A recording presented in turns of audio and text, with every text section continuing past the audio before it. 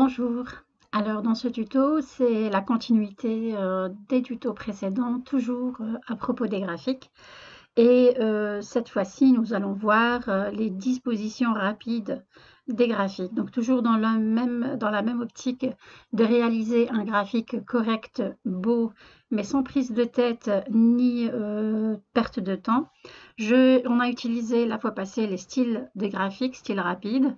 Et puis cette fois-ci, je vais vous faire découvrir les dispositions rapides des graphiques. Donc ici, comme vous l'avez constaté, Microsoft Excel insère un graphique avec la disposition des légendes ainsi que les différents éléments du graphique d'une façon que lui m'impose, on va dire, par défaut.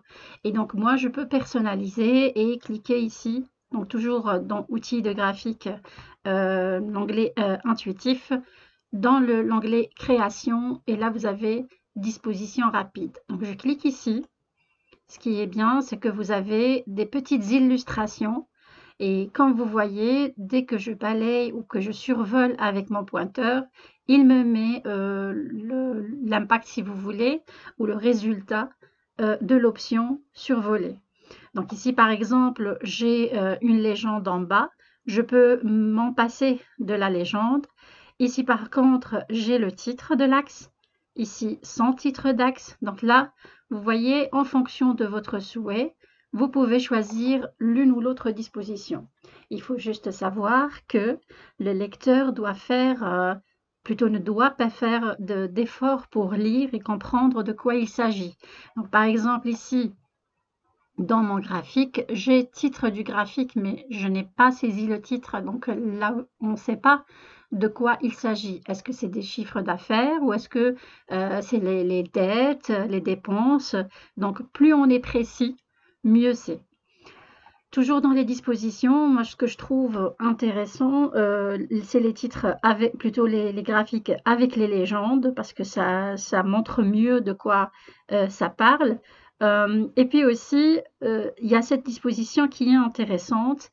C'est la disposition qui extrait, si vous voulez, une partie de mon tableau, c'est-à-dire le tableau des valeurs extraites de mon tableau initial.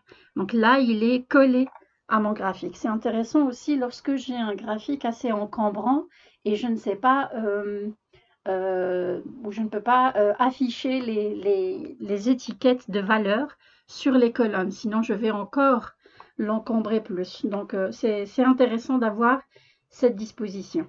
Je peux, ici, par contre, comme j'ai un tableau qui est plutôt un graphique qui est assez simple et moins encombrant, je peux utiliser, par exemple, cette disposition où là, par contre, il va afficher les étiquettes de valeurs à côté de chaque histogramme.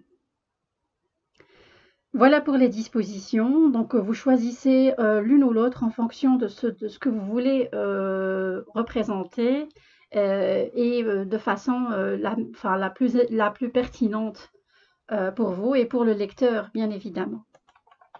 À tout de suite pour un nouveau tuto et dans le prochain tuto, nous allons voir justement comment personnaliser la disposition d'un graphique si je veux quelque chose qui répond vraiment à mes besoins et que je ne retrouve pas dans disposition rapide.